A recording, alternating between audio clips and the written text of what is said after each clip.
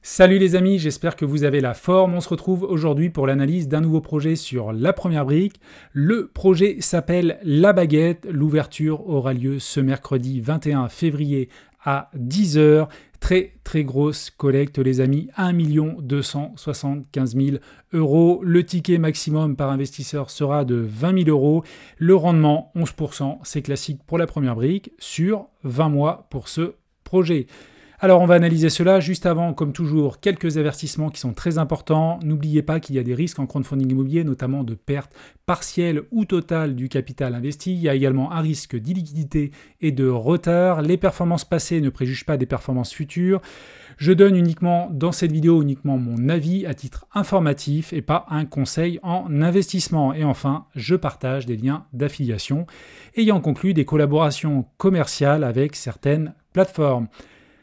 Petit point sur mon tableau de bord, 110 000 euros investis sur 77 projets en cours, le rendement moyen de 12,27% avec les codes bonus, sachant que si tu veux découvrir la première brique, écoute, il y a un lien en description qui te permettra d'obtenir 2% supplémentaires sur ton premier projet.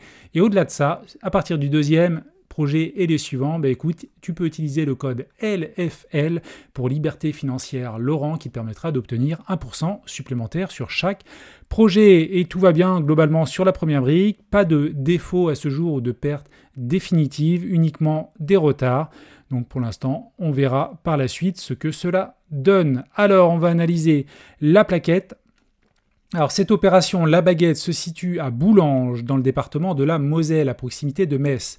Ce projet d'envergure consiste en l'achat d'un important ensemble immobilier comprenant une ancienne maison de village avec sa grange attenante, le tout sur un terrain de 3600 m² dans le but de le diviser en 39 lots et 4 terrains constructibles. Donc ça c'est vraiment un gros projet. Des travaux de division foncière et parcellaire seront effectués et les lots seront vendus en plateau pour le bâti et en terrain à bâtir pour les terrains. On a 18% de marge donc envisagée sur le chiffre d'affaires et donc à date l'opération est très bien pré-commercialisée à hauteur de 94% du CA, donc ça c'est pas mal. Les porteurs ils sont connus, vous allez le voir, nombreuses opérations réalisées notamment sur la première brique. Ils ont une expérience donc d'agent immobilier en tant que mandataire indépendant. Et ils ont 4 projets donc sur la première brique. 2 projets ont été remboursés. Il y en a un autre qui est en cours. Et le dernier, il est toujours en cours, mais avec un remboursement partiel déjà réalisé. Alors je crois que c'est que des intérêts qui ont été versés, pas de capital, mais voilà, les choses avancent. Donc je pense que la première brique est en confiance avec ses porteurs de projets, vu le nombre de projets déjà étudiés avec eux. Il y en a 2 qui ont été remboursés. Les 2 autres devraient suivre leur cours. Je crois qu'il y en a un qui est un petit peu en retard. Et de toute façon, je t'en reparlerai un petit peu plus loin dans la vidéo. Hypothèque de premier rang, ok. Caution personnelle, ok. Et mise en place d'un compte séquestre. Bon, ça c'est classique parce que là, il va y avoir des travaux pour le paiement au fil de l'eau, bien sûr, au gré des factures. On va avancer. Donc, stratégie de revente cohérente, on verra cela. Pré-commercialisation, ok. Expérience conséquente des porteurs, on l'a vu. Profil des porteurs déjà confirmé, ok. Couverture hypothécaire, là, sera faible. Il y a un gros billet travaux sur ce projet-là. Donc, bien sûr, en parallèle, ce qu'on fait pour sécuriser, c'est qu'on va décaisser les fonds pas à pas. En cours, donc les projets, on en reparlera.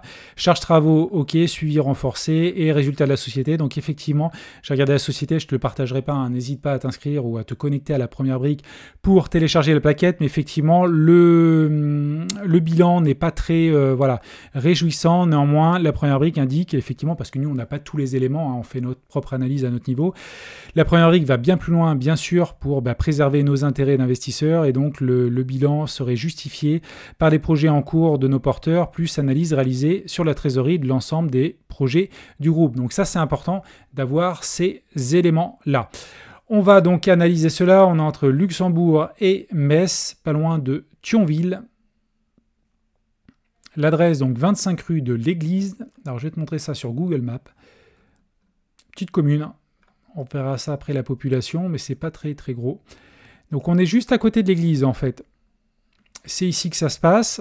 Donc, c'est tout ce corps de ferme qui a été racheté, plus le terrain derrière. Apparemment, il y a toute cette parcelle également. Et je vais te montrer la rue. Donc, on a l'église sur la gauche. Donc, le bâtiment est derrière cela. Alors, je vais mettre ici. On voit un petit peu mieux ici. Si j'arrive à me décaler un petit peu. Voilà, c'est ce bâtiment. Donc, on voit déjà qu'il y a déjà l'affichage. Et je vais te montrer j'ai vu en préparant la vidéo, il y a une vue, donc là on a un petit mur qui se prolonge. Je vais te montrer ici. Voilà. Donc là on voit un petit peu le derrière. Donc le corps de ferme qui va être divisé avec le terrain qui va être vendu. C'est les 4 lots constructibles pour construction. Par la suite, tiens, j'en profite. Allez, Wikipédia, la population, donc aujourd'hui 2450 habitants, donc c'est pas énorme. On n'est pas loin de Metz. Bon, après, voilà. Et après, donc cette population augmente. Moi, c'est ça qui me plaît bien depuis 2006. On a augmenté voilà, au bout de 5 ans de 100 habitants. Ici, 200. Ça a un petit peu baissé depuis 2016. Bon, ça n'a pas baissé de moins 10%. Bien entendu, donc petite croissance ces dernières années, un petit peu stable là, depuis peut-être 3, 4, 5 ans. Bon, voilà, à suivre. Mais s'il y a des biens qui sont proposés voilà, au bon prix, ça devrait se vendre globalement, comme toujours. Une petite population décroissante depuis quelques années. Et donc on arrive sur des visuels sur le corps de ferme. Donc là il y a du boulot, hein. Clairement. Le budget travaux va être conséquent, tu vois les visuels. Hein. C'est intéressant hein, toujours d'avoir les visuels, regardez ça. Là on a un chauffe-eau, donc ça devait être sûrement habité. Hop, petite grange. Alors le projet, bon on va pas tout analyser bien sûr. Donc on voit, je ne sais pas si toutes les fenêtres ou les ouvertures sont déjà présentes. On va regarder ça. Donc effectivement, ça c'est un visuel d'après. Ils vont revoir hein, toute la façade. Et on a nos lots constructibles derrière. Donc là, ils vont faire des places de parking. Et c'est un visuel ça devant. Donc l'église est plus sur le bas. Alors je ne sais pas l'entrée où elle va se situer. A priori ici. Ok. Photo contractuelle, ah ouais, c'est les plans. Premier étage, deuxième étage. Donc ça, c'est toute la parcelle. Ok. Et on arrive directement au bilan prévisionnel, donc financier. Le foncier, donc 600 000 euros. Hop, on prête combien? 1 275 000 euros. Donc on aura une couverture hypothécaire inférieure à l'achat à 50%. Donc ça, c'est pas génial, mais effectivement, c'est le cas quand il y a des gros projets avec beaucoup de travaux. Beaucoup de travaux, pas tant que ça. Bon, après, c'est le volume, hein, mais 31% voilà, de travaux, sachant que les grosses enveloppes, bon, c'est les menuiseries extérieures, effectivement, parce que là, on est sur une grange, faut tout... voilà. Faut tout revoir, voirie, réseau divers, donc bien sûr pour créer les places de parking, raccordement, bien sûr les réseaux, le cloisonnement, maçonnerie, ok, isolation, charpente. Donc tu vois, il n'y a quasiment pas de plomberie, enfin c'est pas quasiment, il n'y en a pas. Pas d'électricité, cloison à mon avis ça doit être partiel parce qu'ils le revendent sous forme de plateau, donc à mon avis voilà, il y aura un budget cloison, plâtrerie à prévoir par les acquéreurs. Donc on a 31%, pardon, 5% d'aléas, c'est pas énorme. Pour une enveloppe de 491 000 euros, c'est mieux que rien, comme je dis toujours, mais effectivement 10% aurait été peut-être pas plus mal. D'autant que voilà, sur des travaux comme ça d'envergure, il ne faut pas avoir de mauvaises surprises. Pour voilà, sur le bien qui est assez ancien, il faut que, en termes de structure, tout tienne le coup. Bon, après, j'imagine que tout a été étudié, bien évidemment, dans les devis, mais bon, c'est un risque, comme toujours, d'avoir des grosses enveloppes travaux, mais voilà, après, ça fait partie, bien sûr, de l'immobilier. Maîtrise d'œuvre, géomètre, dossier d'urbanisme, donc tout ça, quand même une belle enveloppe ici de 164 000 euros. C'est la partie géomètre et études qui est conséquente. Taxe 30 000 euros, je ne sais pas ce que c'est ça exactement. Et on a donc les honoraires de la première brique pour 20%. On arrive à un total prix de revient 1 600 000.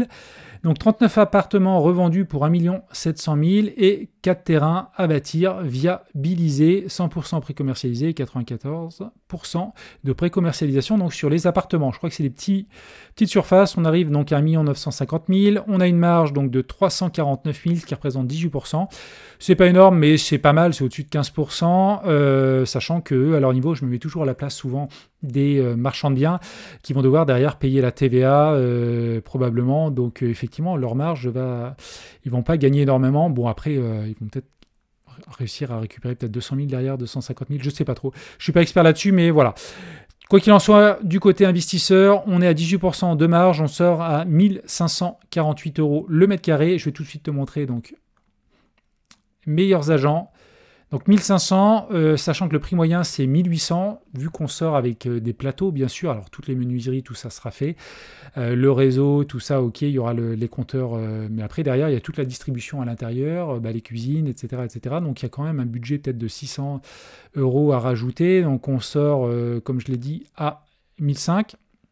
1005, voilà, si on rajoute 500, on va ressortir assez haut par rapport au prix au mètre carré, même au-dessus de la fourchette... non, en dessous de la fourchette haute, pardon, je me trompais avec les maisons.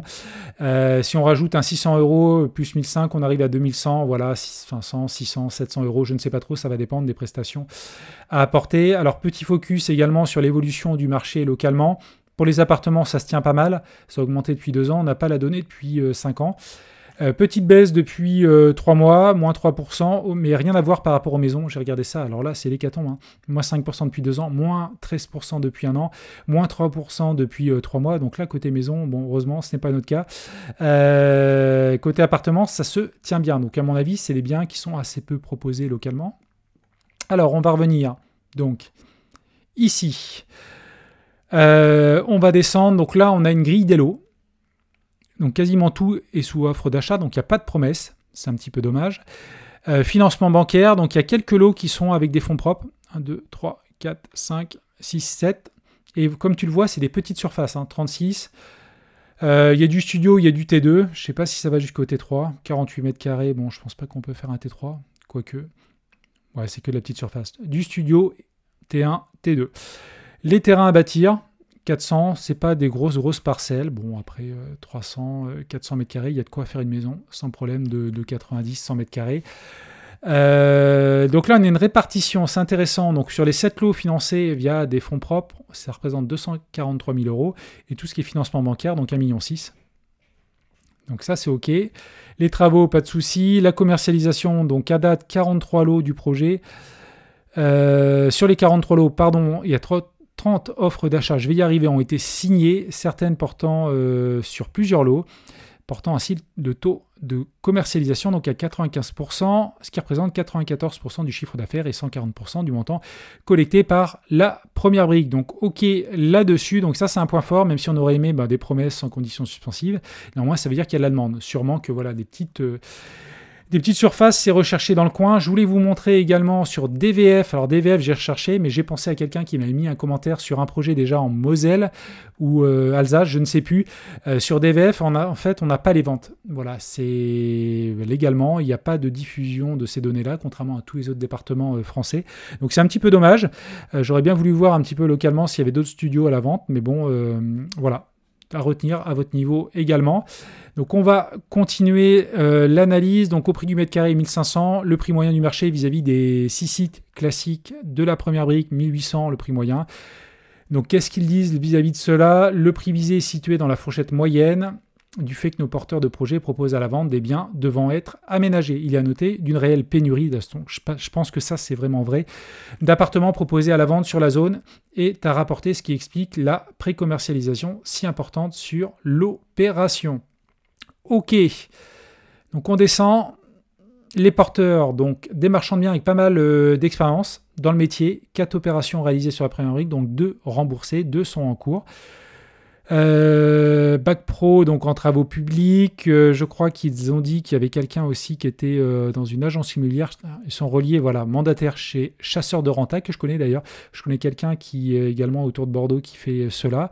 Chasseurs de Renta, c'est avec, j'ai oublié le nom de l'autre boîte, il y en a une autre, très connue justement, qui permet de vous proposer des biens clés en main, tout ça, mais c'est un chasseur de biens en fait qui vous propose des biens aux alentours de 10%. Bien sûr, ça dépend des régions et des départements, mais c'est très intéressant. Et moi, ma colocation, je suis passé par le concurrent de Chasseurs de Renta pour la trouver. Je ferme la parenthèse. Donc la société appartient donc aux 2 frères. Le bilan, je ne vous le présente pas, mais pas très positif pour 2022.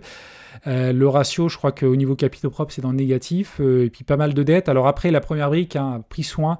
Au tout début, je te l'ai montré d'analyser cela. Donc, compte tenu peut-être du stock et des projets en cours, il n'y a peut-être pas d'inquiétude. Mais effectivement, pour l'investisseur, quand on regarde ça de base, c'est un petit peu inquiétant. Alors, les projets, il y en a 4. Les Fourneaux, le Maréchal, le Laurent, le Foch. Alors moi, personnellement, j'ai investi sur les 3 premiers, les Fourneaux, le Maréchal, le Laurent. Le Laurent est remboursé là depuis peu. Les Fourneaux, le Maréchal, toujours en cours. Il y en a un qui est un petit peu en retard, c'est les Fourneaux.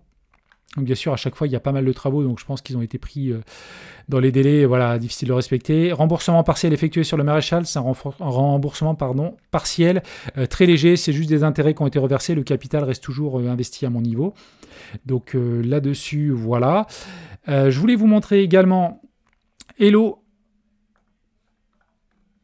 Crowdfunding. Donc là, il retrouve que 4 projets sur les... que 3 projets pardon, sur les 4. Donc il y en a 2 qui ont été remboursés, le dernier est en cours de réalisation. Donc c'est les fourneaux qu'ils n'ont pas retrouvés. Donc ok, là-dessus, on va continuer. La caution personnelle, donc 1 530 000, pas de souci là-dessus. La couverture hypothécaire qui est très très faible, donc 47%, enfin très très faible, on a vu pire. Hein. Mais effectivement, vu le volume de travaux, c'est tout à fait normal. Et pas à pas, la couverture va effectivement augmenter, sachant que voilà, à la fin, on aura une couverture hypothécaire de 153%. Côté financement, les porteurs de projets apportent 20%, bien sûr, c'est pas mal. On a vu bien sûr pire, moi à partir de 20%, je trouve que c'est intéressant, les porteurs se mouillent. Donc voilà concernant ce projet. Donc moi personnellement, vu que je suis déjà investi sur les fourneaux et le maréchal, je ne vais pas m'exposer à nouveau. Néanmoins, réfléchissez bien, voilà là-dessus, analysez bien l'ensemble. Le gros point fort du projet, c'est le prix de sortie qui me paraît cohérent et surtout la pré-commercialisation. Et au-delà de ça, après, il y a un petit risque parce qu'il y a des projets en cours autour de la première brique, parce que également la société est un petit peu endettée. Néanmoins, la première brique n'aurait pas reproposé, à mon sens, un projet avec des porteurs si c'était trop risqué. Donc je pense que voilà, les vérifications ont été faites en amont. Bien sûr, il faut faire confiance. Nous, on n'a pas tous les éléments. Après, à vous de vous faire votre propre avis sur le projet. N'hésitez pas à me faire vos commentaires en description, bien sûr. Et puis, moi, je vous dis à une prochaine pour une nouvelle vidéo. Et en attendant, n'hésitez pas à me rejoindre sur mon canal Telegram ou mon groupe Facebook pour continuer la discussion. Allez, à la prochaine. Ciao!